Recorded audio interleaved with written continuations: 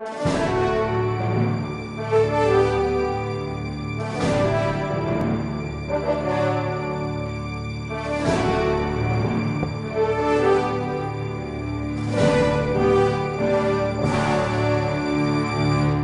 retomamos a nossa reflexão a respeito da escola de Frankfurt.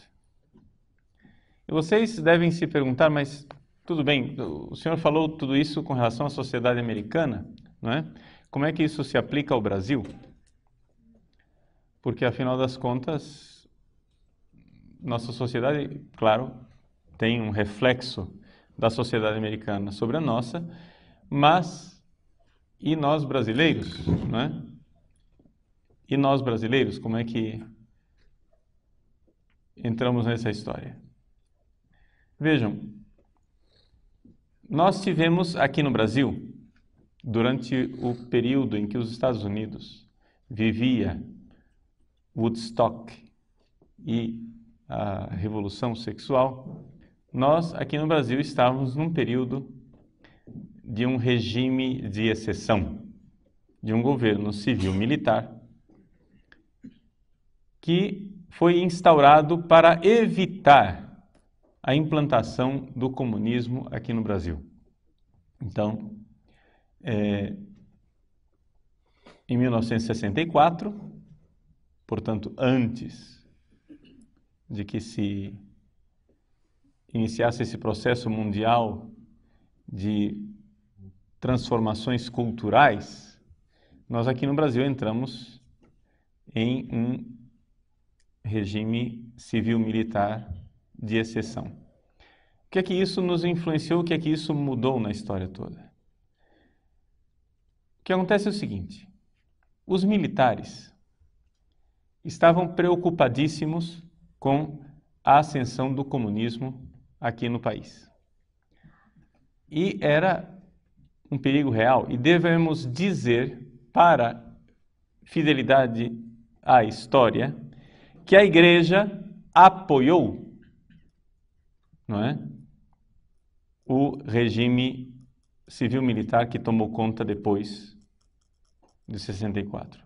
Ou seja, na década de 60, a Igreja Católica Brasileira fez uma série de marchas pela família, pela pátria e pela liberdade contra a ascensão do comunismo, que foi das maiores manifestações civis deste país. Nós éramos, no início da década de 60, uma igreja claramente conservadora e claramente anticomunista. Como é que nós mudamos tanto, né? Quem te viu e quem te vê. Bom, com relação à igreja, deve-se muito à realidade da teologia da libertação, mas também a uma série de transformações internas da igreja que aconteceram depois do Concílio Vaticano II, que foi de 62 até 1965.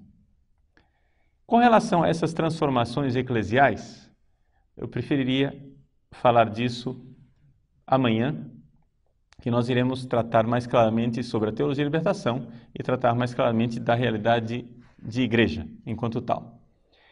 Mas queria colocar aqui a parte da história civil aqui no Brasil. Os militares, embora todo mundo chame o regime de exceção de ditadura, né? Se nós formos comparar com as outras ditaduras que aconteceram na América Latina, talvez nós deveríamos mais acertadamente chamar a ditadura brasileira de dita mole. Não foi tão ditadura assim, não é? Quando terminou o regime militar na Argentina, os argentinos foram aos arquivos dos desaparecidos e publicaram uma lista não é? De pessoas torturadas, desaparecidas, presas, etc, etc, tudo isso. E ali colocaram um rol de milhares de pessoas, não sei exatamente o número, mas era uma coisa imensa, na Argentina. Então, fizeram essa lista e publicaram um livro, Nunca Mais. Aqui no Brasil fizeram também o Brasil Nunca Mais. Fizeram também um livro. E por mais que eles tentassem fazer o rol das vítimas do regime militar, a contagem feita pela esquerda não passou de 300. Não é? 300 pessoas que, num regime de ditadura, num país das proporções do Brasil, onde houve claramente luta armada, não é? Porque havia grupos de guerrilheiros armados, é evidente e é claro que o número é bastante baixo. Não somente isso, a chamada repressão militar representou o crescimento da cultura comunista neste país em proporções nunca vistas. Por quê? Porque os militares brasileiros achavam que o comunismo que deveria ser evitado era o comunismo armado. E deixaram de lado o comunismo cultural, a respeito do qual nós estamos falando, o marxismo cultural. E não somente deixaram de lado, subsidiaram o comunismo cultural. Ou seja, o governo militar, por incrível que pareça, dava dinheiro para publicações comunistas. Essa é a realidade do governo militar no Brasil. Não é? E isto, se vocês forem ver, dito pelos próprios marxistas.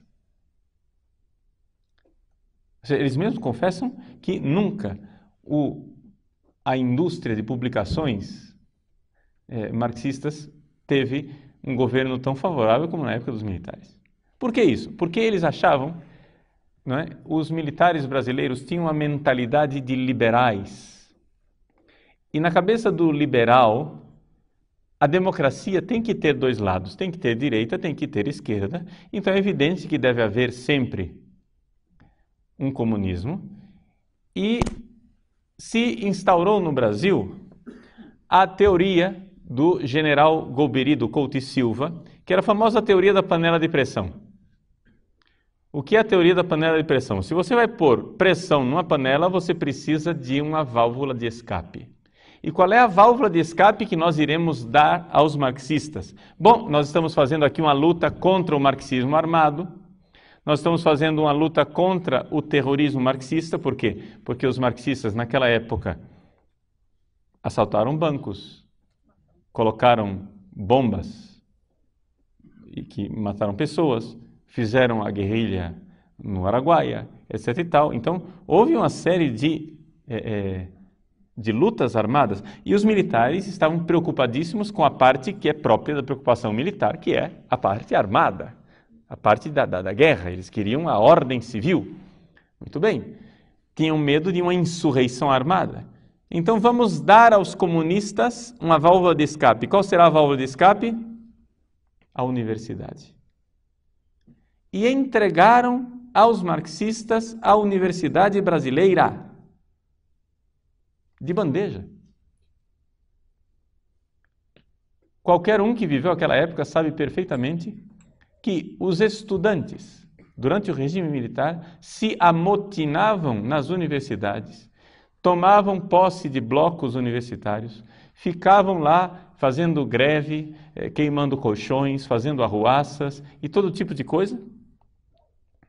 E a polícia e o exército ficavam na porta olhando, mas não invadia as universidades. É evidente que o exército podia invadir aquilo quando quisessem. Quando ele quisesse, poderia invadir. Não fizeram. Por quê? Porque os generais haviam decidido de dar à esquerda as universidades. Então, no nosso nas nossas universidades, havia sim gente da polícia secreta, do DOPS, né, nas aulas, mas que estavam lá simplesmente para averiguar se os professores, tidos e havidos como marxistas, estavam ensinando a luta armada, a invasão de terra, tudo aquilo que significasse agressão clara à propriedade privada, tudo aquilo que significasse guerrilha. Então isso não se podia ensinar. No dia que o sujeito começasse a falar de revolta armada, ele era preso, levado, né, imediatamente para ser interrogado, e às vezes, num período, devemos admitir, havia também tortura, né? Houve. Infelizmente, essa realidade da tortura. Não estou aqui defendendo tudo aquilo que fizeram os militares, né? Só que a realidade do governo militar foi muito mais matizada, muito mais cheia de nuances do que aquilo que é a caricatura que vocês ouviram dos professores de vocês. Porque os professores de vocês que ensinaram história a vocês nas salas de aula, foram todos eles formados nas universidades naquela época. E formados numa universidade que foi totalmente entregue ao pensamento marxista e ao marxismo cultural.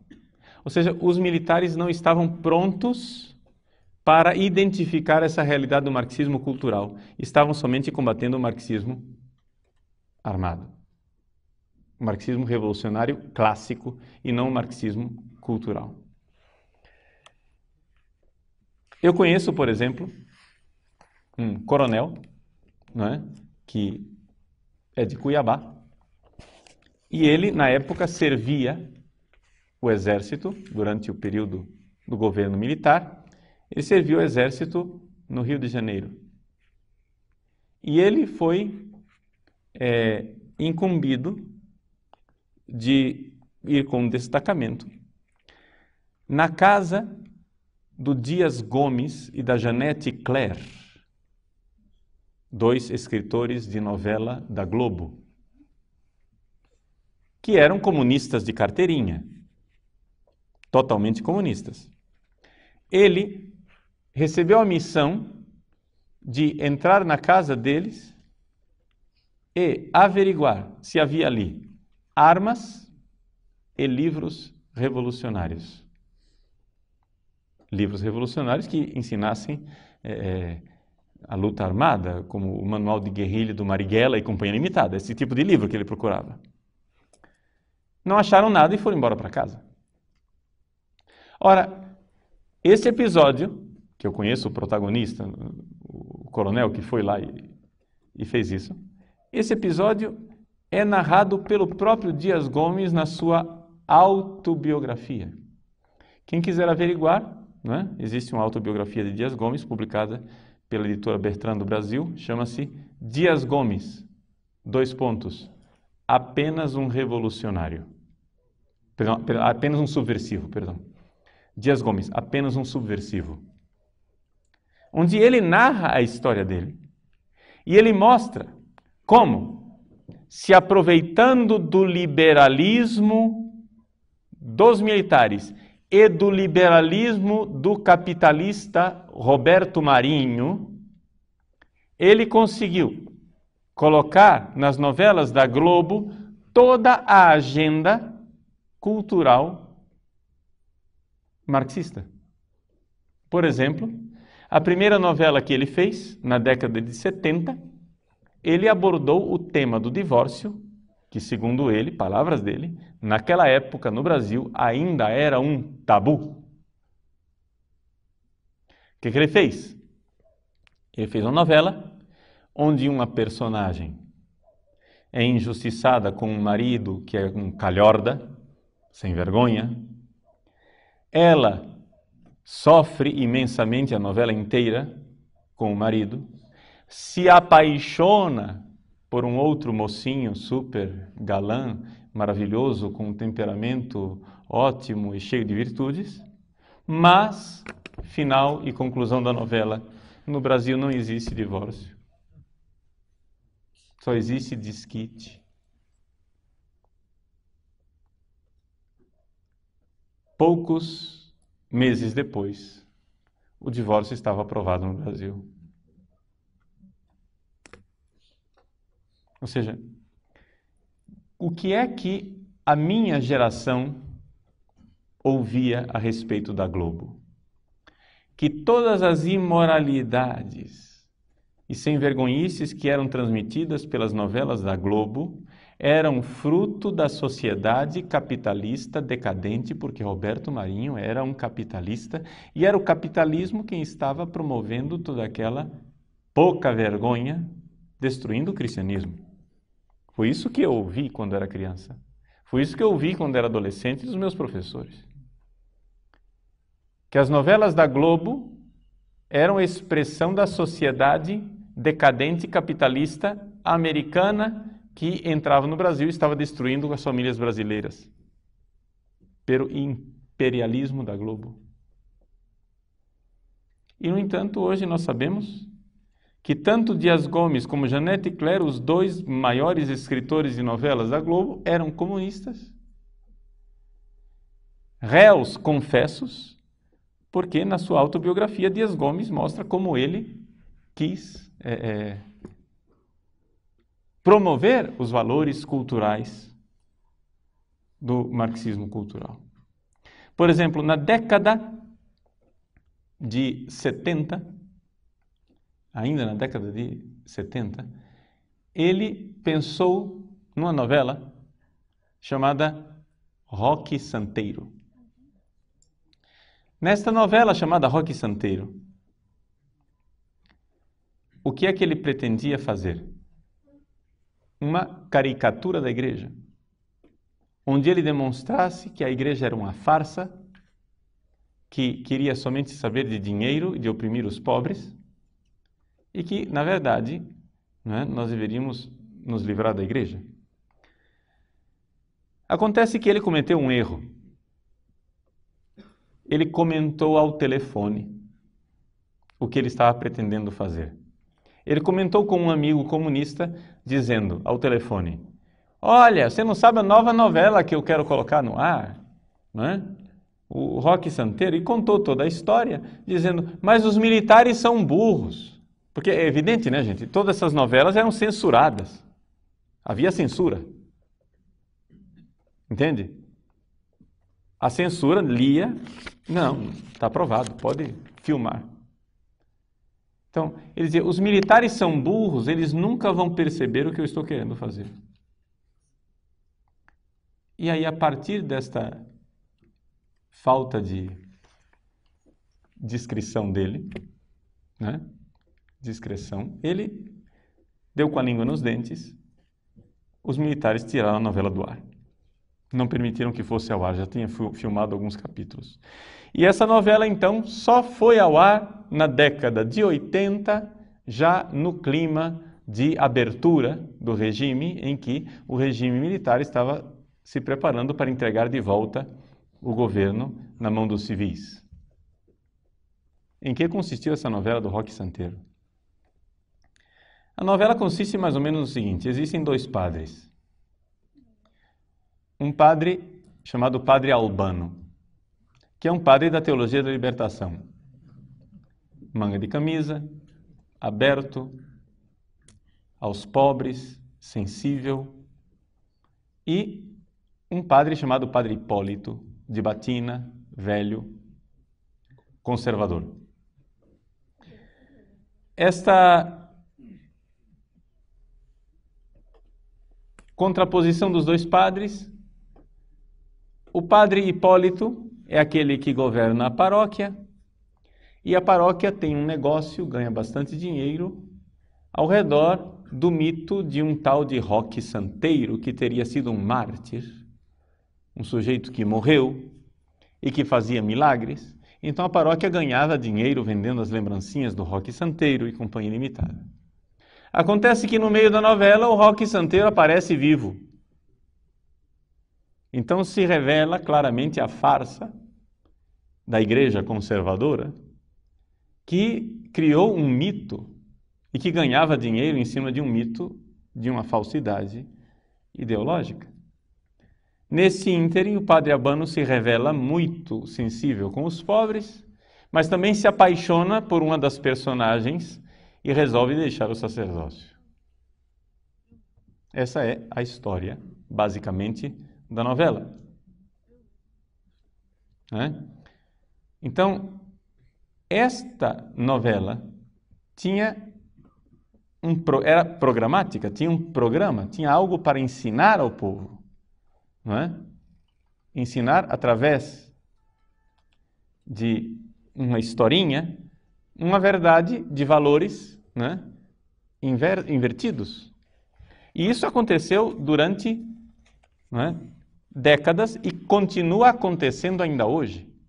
Ainda hoje as novelas, não somente da Globo, mas as novelas do Brasil, são feitas exatamente para levar à frente no nosso país a revolução cultural, programática e pensada pela Escola de Frankfurt, por Gramsci e por Companhia Limitada, todos os marxistas culturais. Por exemplo, o senhor Marcuse, não é? Ele incluiu no seu programa de revolução cultural a promoção da cultura homossexual. Como é que funciona a revolução, digamos assim, cultural, e por que os homossexuais são tão importantes nessa história toda? Vejam, pensem como é que acontece a revolução marxista. A ideia da revolução marxista é a seguinte: os proletários são oprimidos, vivem numa panela de pressão e esta panela de pressão irá explodir e dar como resultado uma revolução, não é isso? Nessa ideia básica.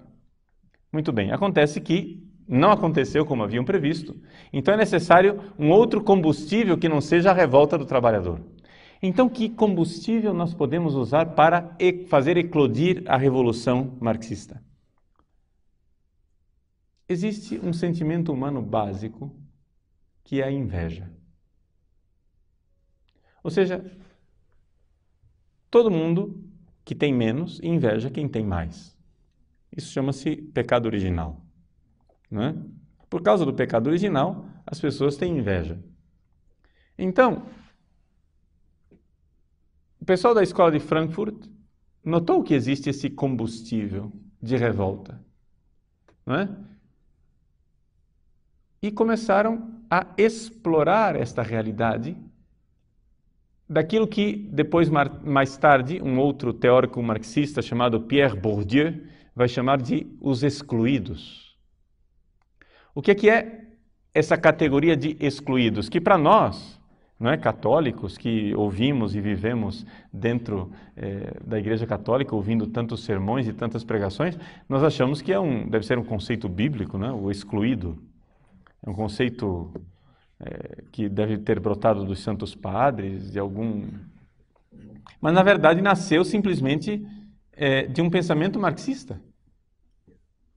Foi um termo cunhado, não é, pelos seguidores da Revolução Cultural Marxista, que quer simplesmente explorar a inveja como combustível capaz de fazer eclodir uma revolução. Ou seja, eles identificaram que todo mundo se sente excluído por alguma razão. Eu me sinto excluído porque sou careca, eu sou desprovido de cabelos. O outro se sente excluído porque é negro. A outra porque é mulher. Aquele outro porque é pobre. Um porque não tem uma Ferrari. Ele se sente excluído porque ele não tem Ferrari. Ele quer ter Ferrari. Entendeu? Todo mundo tem algum motivo de insatisfação na vida. Então, o que acontece? Explorando esse combustível da inveja, não é?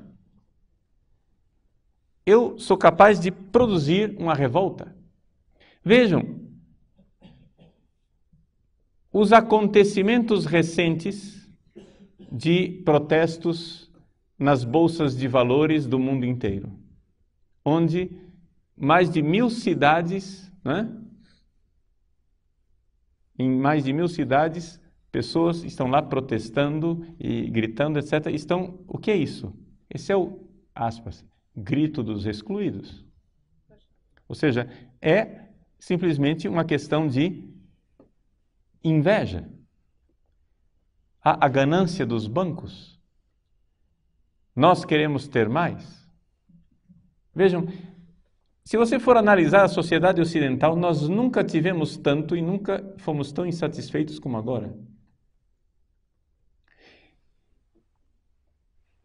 Nós temos... Compare a sociedade brasileira atual com a sociedade brasileira de 40 anos atrás. Compare uma favela atual com a favela de 40 anos atrás. A favela de 40 anos atrás eram casas de lata, de tábua, de papelão, de pessoas que viviam numa objetiva miséria.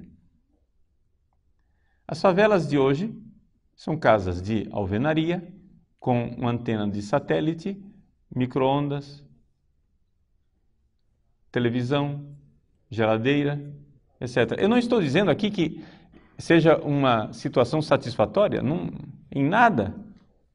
Eu estou dizendo que não seja necessário melhorar a vida dessas pessoas. Claro, elas têm condições de higiene precária, sistema de saúde precário, tudo o que vocês quiserem. A gente pode melhorar sempre a vida dessas pessoas, não tem dúvida nenhuma. Eu não sou contra que se criem condições sociais melhores para as pessoas, pelo amor de Deus. Né? Se nós podemos promover a justiça, se nós podemos promover um crescimento das pessoas, se nós podemos diminuir a pobreza, excelente, façamos. Só que o que eu quero que vocês notem é que há 40 anos atrás, quem vivia numa casa de papelão era resignado com a sua miséria. Hoje, 40 anos depois, pessoas que vivem em casas, talvez não de favela, mas vamos pegar classe média. Pessoas que vivem em casas de classe média são absolutamente revoltadas, né? Porque querem mais, querem mais, querem mais. Existe uma exploração desse sentimento chamado inveja. Uma coisa é nós lutarmos pela justiça. Outra coisa é você explorar a inveja, porque a justiça, se você está lutando pela justiça, você está lutando por algo que um dia você pode dizer, muito bem, acabou a luta. Né? Lutamos, chegamos lá. Mas se você está simplesmente explorando a inveja, isso daqui nunca vai ter fim. Porque a pessoa sempre terá inveja. Não é? O Bill Gates tem inveja do Steve Jobs. Sei lá, entende? Ou seja, dois caras mega milionários, com uma situação de vida economicamente satisfatória e pronto. Mas, entende? Isso nunca tem fim. Então, essa categoria do excluído, ela foi feita um pouco para promover isso, promover a questão da inveja. E os homossexuais entram nessa esteira. Ou seja, existe algo de muito inquietante no homossexualismo pela própria natureza do homossexualismo. Vejam, o homossexual, ele está numa situação em que a opção de vida sexual dele o coloca frontalmente contrário à realidade biológica real da ordem das coisas. Por exemplo, ele quer paridade e quer igualdade com os heterossexuais, não é? Então eles fazem passeatas na Avenida Paulista, orgulho gay, para dizer nós queremos ter direitos iguais, queremos ser iguais aos homossexuais. O que acontece é o seguinte: não existe ideologia nesse mundo que consiga resolver isso, porque a estrutura da realidade não bate com aquilo que eles estão querendo. Quando você une um homem e uma mulher, o que nasce desta união sexual é uma criança.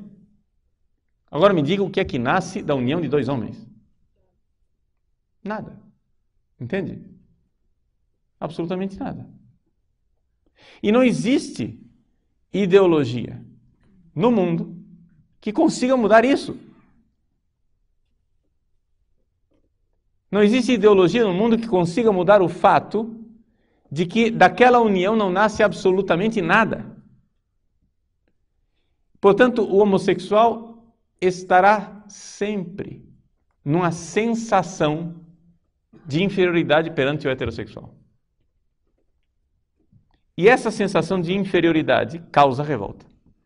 E é por isso que o movimento gay é uma das tantas, um dos tantos movimentos usados para quebrar, não é, a ordem das coisas. Então, quando você vê que nas novelas brasileiras cada vez mais se promove a cultura gay,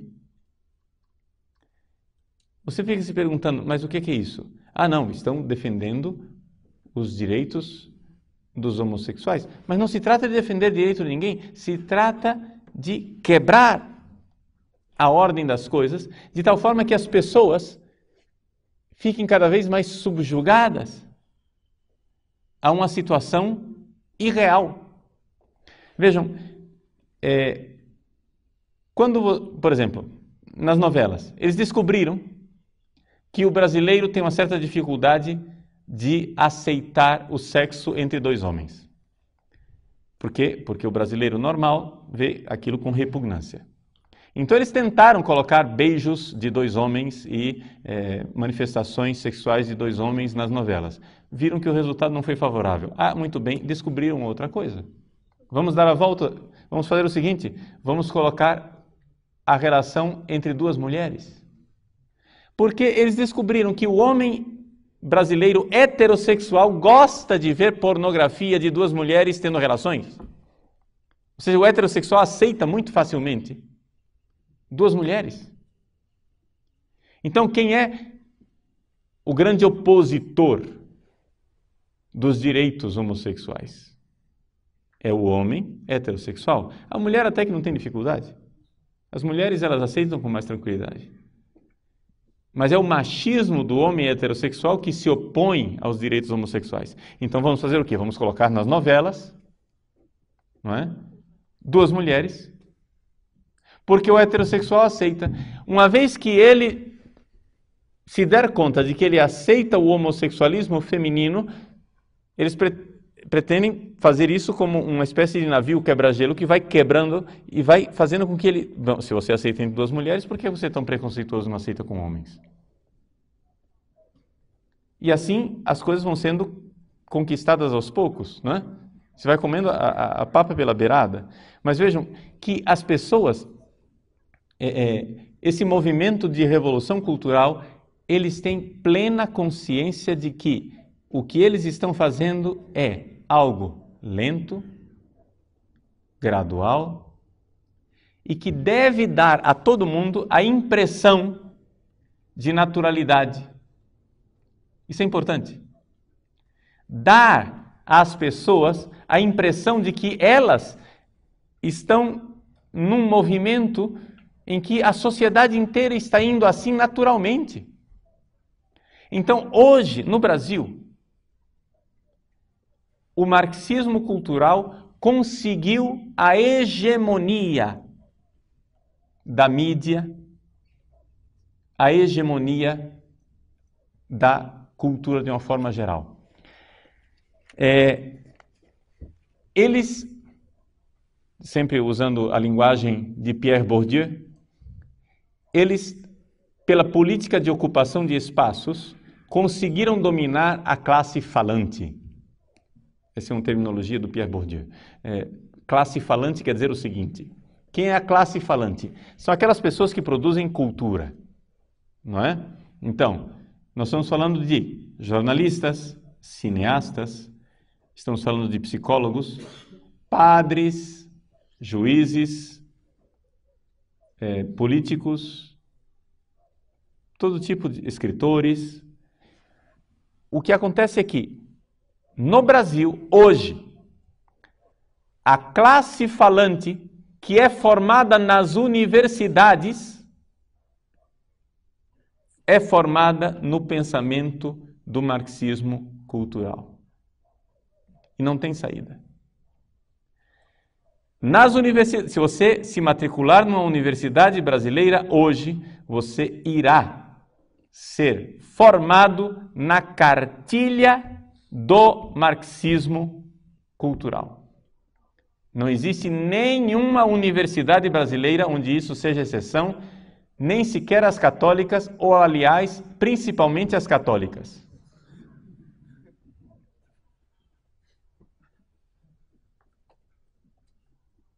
Por quê?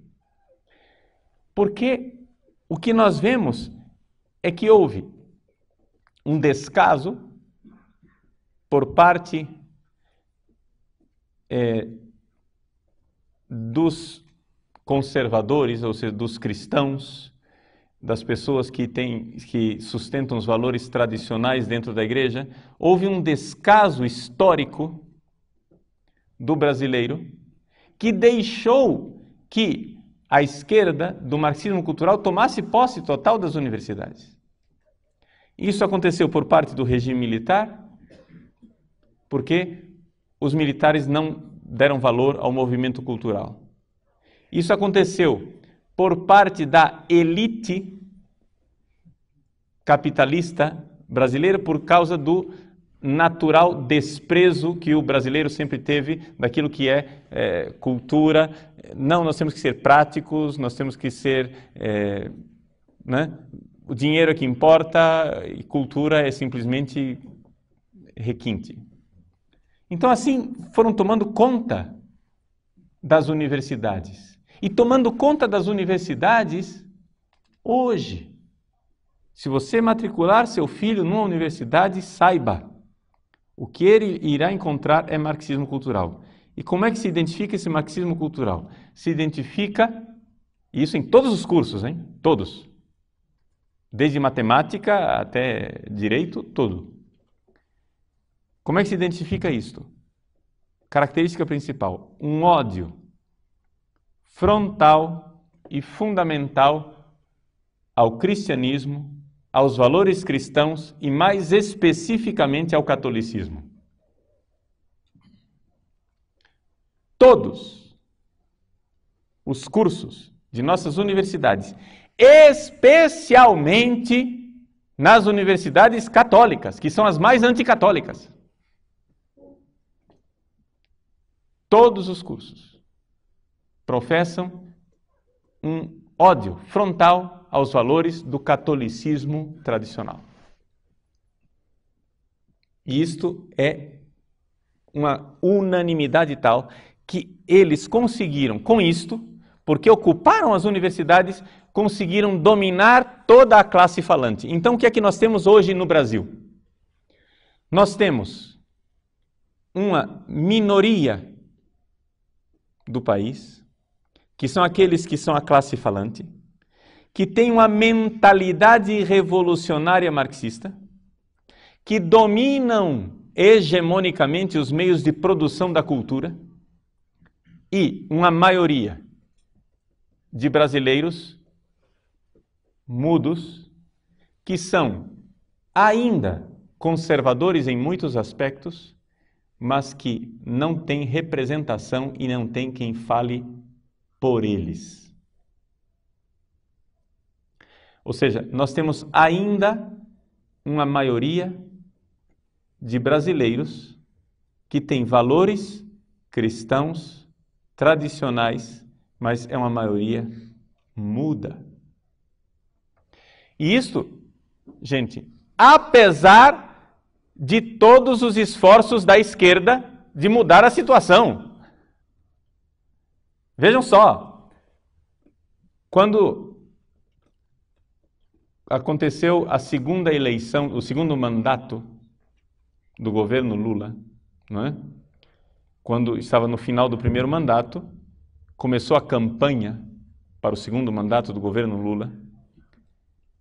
A Folha de São Paulo, que não é nenhum jornal de direita, muito pelo contrário, a Folha de São Paulo fez uma pesquisa e descobriu que o eleitorado, que 70% do eleitorado brasileiro, gente, 70% não é pouco. 70% do eleitorado brasileiro tinha posições conservadoras em muitíssimos aspectos da moral e da vida. Por exemplo, um número enorme de brasileiros, não aceitava absolutamente o aborto. Um número enorme de brasileiros não aceita absolutamente o casamento gay. Um número enorme de brasileiros aceita que exista o divórcio, porque ele de fato existe, mas quando pensa na sua própria família e pensa em se casar, acha que para si o divórcio é inaceitável. Ou seja, ele aceita o divórcio até mesmo, talvez na teoria. Tudo bem, na sociedade é normal, mas o brasileiro médio, quando se casa, quer se casar para sempre. Um número enorme de brasileiros é absolutamente contrário à legalização das drogas. Um número enorme de brasileiros acha que a castidade e a virgindade é um valor. Um número enorme de brasileiros é a favor da pena de morte, que é digamos assim, um sinal de extremo conservadorismo direitista, né? Ou seja, os brasileiros existe um substrato de brasileiros que ainda trazem dentro de si os valores cristãos tradicionais, apesar de 40 anos de domínio da esquerda no âmbito universitário e de uma hegemonia total e completa da esquerda na classe falante. Ou seja, o que nós temos no Brasil é uma minoria que ainda tem valores cristãos conservadores, que porém é uma maioria que ainda tem valores cristãos conservadores, mas que é uma maioria muda. E uma minoria falante, loquaz, que faz barulho e dá impressão à maioria de que eles são poucos. Ou seja, qual é a situação do brasileiro atual? Qual é a situação, por exemplo, do católico? Qual é a situação do católico médio aqui no Brasil? O católico que vai à igreja, né? Vamos aqui considerar o católico. Vamos usar essa expressão abominável chamado católico praticante. Né? O chamado católico praticante, católico que vai à igreja, é um católico conservador. Faça uma pesquisa. E o sujeito que vai à igreja, ele tem posições relativamente conservadoras com relação à moral. Mas tem um problema. O padre que está lá na frente não o representa. Ou seja, o padre que está lá na frente foi treinado no seminário para quê? Para promover o diálogo da igreja com a sociedade moderna. Então, lá vai o padre expressar a abertura para o mundo moderno e para as coisas, uma tolerância, uma beleza, etc. e tal, para o mundo moderno. Acontece que esse padre, que foi formado numa mentalidade de cultura marxista, que está em diálogo com o mundo moderno, está falando para ouvidos moucos, porque o povo que ele tem diante de si é conservador. Porque o mundo moderno não vem à igreja, meus senhores. O mundo moderno não senta nos bancos de nossas igrejas, não paga o dízimo e não comunga. O mundo moderno não está nem aí com a Igreja Católica. Agora experimentem na sua paróquia contrariar a opinião comum que se ouve nos vários seminários de que não, que é isso, nós temos que nos abrir ao mundo moderno. Experimentem ser um pouco conservadores. Nós temos essa experiência na nossa paróquia lá em Cuiabá. Nós recebemos uma paróquia que durante 20 anos foi da teologia da libertação. E só faz 3 anos que está nas nossas mãos. Nas nossas mãos eu digo porque não fui eu quem comecei, eu estou há 1 ano na paróquia. Chegaram padres que rezam a missa que está no missal. O pároco começou a dar aula de catecismo todas as terças-feiras à noite do catecismo da Igreja Católica. Nós colocamos um belo confessionário com grades, enquanto um celebra a missa, o outro ouve confissões. Nos domingos, o pároco expõe o Santíssimo Sacramento às 5 da tarde, se senta no confessionário e fica confessando até às 7 horas, quando é a missa paroquial solene com incenso, coroinhas e batines sobre feliz.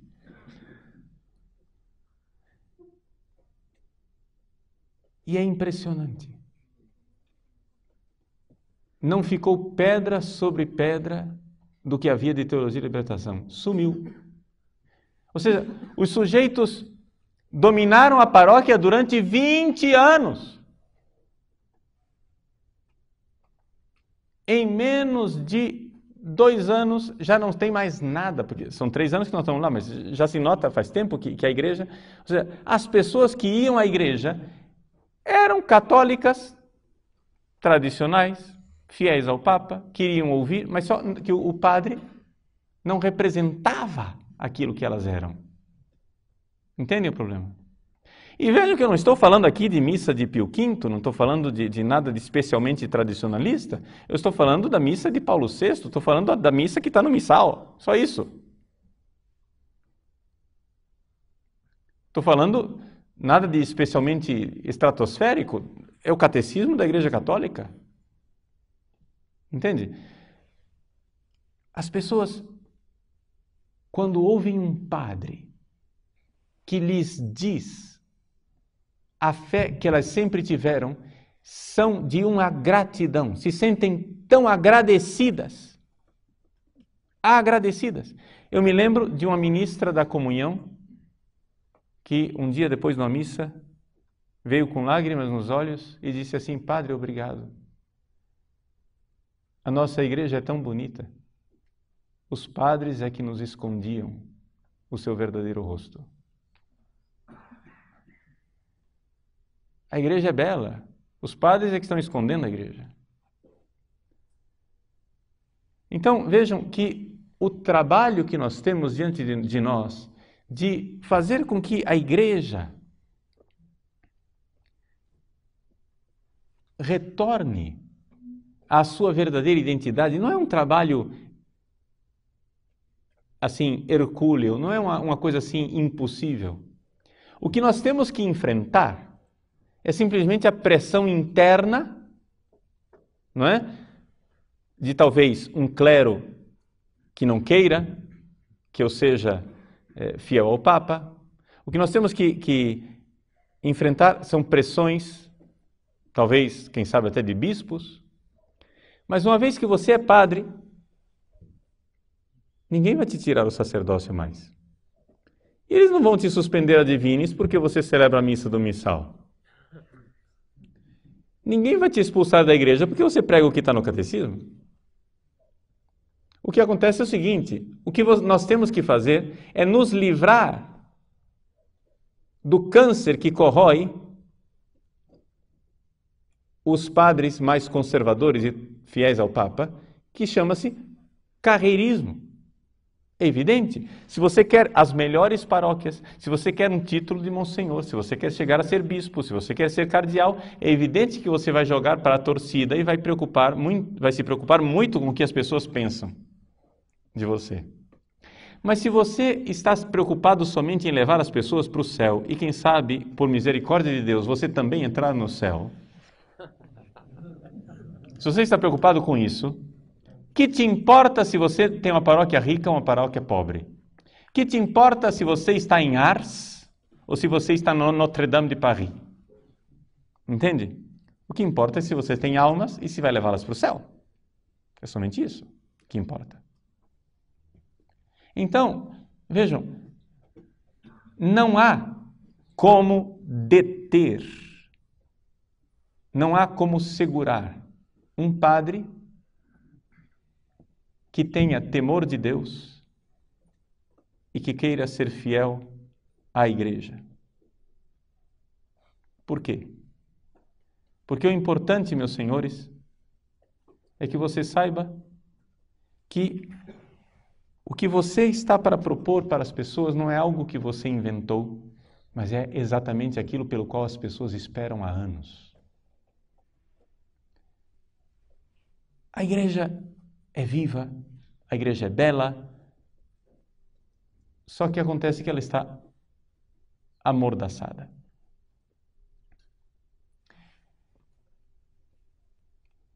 Existe nessa coisa da hegemonia cultural, nós temos que entender que uma vez que você diz para as pessoas aquilo que é a verdade da fé católica,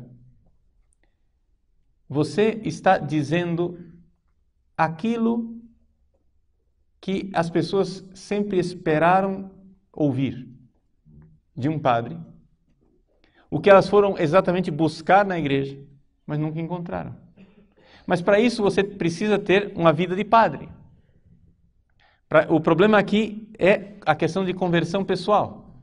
Por exemplo, não é nada fácil você passar horas no confessionário.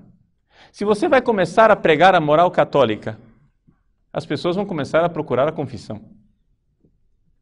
Mas se você não se senta no confessionário, como é que você vai promover mudança de vida? Então, a coisa é muito evidente. As pessoas querem a palavra de Deus. As pessoas querem os sacramentos. Mas, o que encontram? Encontram padres que querem fazer um mega show, gravar um CD, ser famoso, ou então fazer carreira. Mas não encontram aquele padre que é o modelo que a igreja nos dá. Qual é o modelo que a igreja nos colocou diante dos olhos? Vejam, São João Maria Vianney não era nem sequer um grande pregador. Onde é que ele exercia o ministério da palavra? Era num confessionário. Vejam como esse homem no confessionário e no altar conseguiu converter a sua paróquia e levar as pessoas para o céu com uma carga enorme de penitência e de transformação pessoal, claro, porque se você quer converter alguém, comece convertendo você. Comece abraçando você a necessidade de conversão. Então, é importante nós entendermos que, sim, existe um povo que nos espera. Existe um povo que espera a verdade. Só que ninguém está falando a verdade. O que há é muito barulho para tentar distrair as pessoas de que as coisas sejam como elas são. Vejam, por exemplo, eu não sou ninguém, não quero aqui, não pretendo me colocar como modelo de absolutamente nada, mas como é impressionante o efeito que o meu site tem causado nos seminários do Brasil. Uma coisa assim, quase que assustadora. Simplesmente pelo fato de que em muitíssimos seminários do Brasil, os seminaristas simplesmente esperam o dia que um formador lhes diga aquilo que está no catecismo. Esperam o dia que um formador lhes diga aquilo que está no missal. Esperam um dia que um formador lhes diga aquilo que está no Código de Direito Canônico. E isso lhes é sonegado. seja, seminaristas vão com sede ao site simplesmente por quê? Porque este meio simples chamado internet está conseguindo romper o silêncio da hegemonia cultural imposta pelo marxismo cultural dentro da igreja. Entende? A gratidão quando um padre abre a boca e fala. É que vocês, graças a Deus, estão num seminário privilegiado. Não é? Mas certamente muitos de vocês talvez tenham passado em outros seminários antes de vir para esse. Não é? Alguns de vocês talvez tenham tido uma outra experiência de outro seminário. E sabem muito bem o que é a experiência de esperar que o formador lhes dê a missa do missal. E não tem. Lhes dê a doutrina do catecismo. E não tem. Ou seja, a experiência que a gente tem quando você encontra um seminarista que você nunca viu na vida e você fala para ele a coisa mais óbvia do mundo, que é que você crê o que está no catecismo. Ele arregala os olhos e diz, eu sempre pensei isso, mas achava que eu estava errado, porque sempre me disseram que eu estava errado. Entende? Por quê? Porque é o fenômeno da hegemonia cultural.